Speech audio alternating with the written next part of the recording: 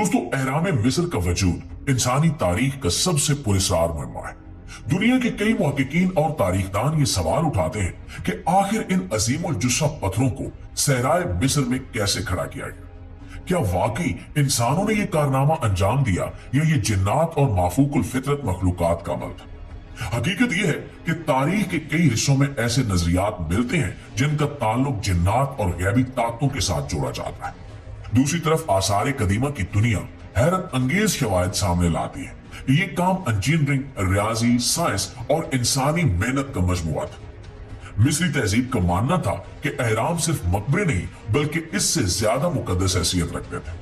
फिरौन अपनी बादशाहत को इलाही ताकत का मजर समझता था और एहराम बनाने का मकसद सिर्फ मौत के बाद का सफर नहीं था बल्कि उसके इक्तिदार को आसमानी ताकतों के साथ जोड़ना भी था।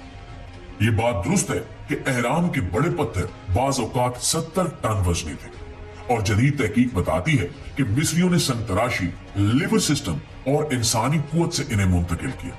दरिया नील के जरिए भारी पत्थर लाए जाते, फिर रैंपों की मदद से ऊपर चढ़ाए जाते और इस सिस्टम को देखकर आज भी इंजीनियर्स हैरान रह जाते हैं। यही वजह है कि कई लोग समझते हैं कि शायद इंसानों के लिए ये मुमकिन ही नहीं था। लेकिन कदीम मिस्र के मजदूर महज गुलाम नहीं थे बल्कि उन्हें माहिराना तरबियत हासिल थी। वो इंजीनियरिंग, रियाजी, फल्कियात और तामीराती फनून के माहिर थे और इसी वजह से एहराम को उस मखसूस जाविये पर बनाया गया कि सूरज की रोशनी और सितारों की सीध के साथ इसका एक ताल्लुक बनता दिखाई देता है। प्यारे दोस्तों, पुराने जमाने के मिस्रियों का अकीदा था कि फिरौन कोई आम इंसान नहीं कि नौज बिल्ला जमीन पर खुदा का साया था।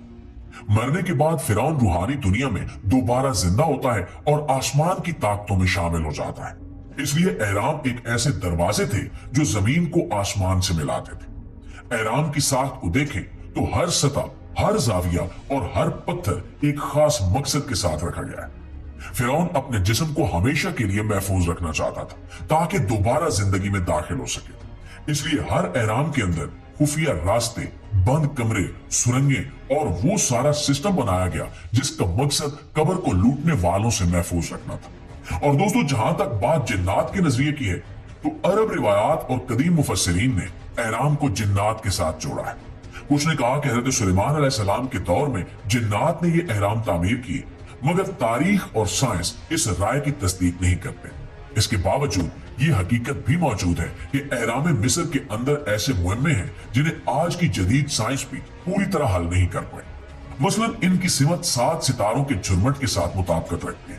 अंदरूनी कमरे इस तरह बनाए गए हैं कि आवाज की लहरें बदल जाती हैं और ये सब इंसानी जहानत के ऐसे नमूने हैं जिन्हें देखकर इंसान हैरान रह जाता है। फिरौन ने एहराम तामीर करवाकर एक पैगाम दिया, ताकत, बका, बादशाह और मौत के बाद भी जिंदा रहने का पैगाम। उस दौर में एहराम कब्र नहीं थे, ये रियासती ताकत की अलामत थे, मजहबी अकीदे का निशान थे और इंसानी साइंस की इंतहा थे। आज के दौर में हम इन्हें एक तारीखी अजूबा समझते हैं, लेकिन दोस्तों हकीकत यह है कि इनके पीछे इंसानी इरादा, एक कौम की इज्तिमाई कुव्वत और इल्म की वो ताकत थी जिसने हजारों साल बाद भी दुनिया को हैरान कर रखा है। ये एहराम जिन्नात ने बनाए या इंसानों ने, इसका जवाब इंसानियत की इसी हैरान कुन सफर में छुपा है और यही एहराम मिस्र का असल राज है। लेकिन दोस्तों, आपकी राय इस हवाले से क्या कहती है? आप क्या समझते हैं कि क्या एहराम को वाकई जिन्नात ने तामीर किया या ये वाकई इंसानी मेहनत का नतीजा है? कमेंट सेक्शन में अपनी आरा से आगाह जरूर कीजिएगा और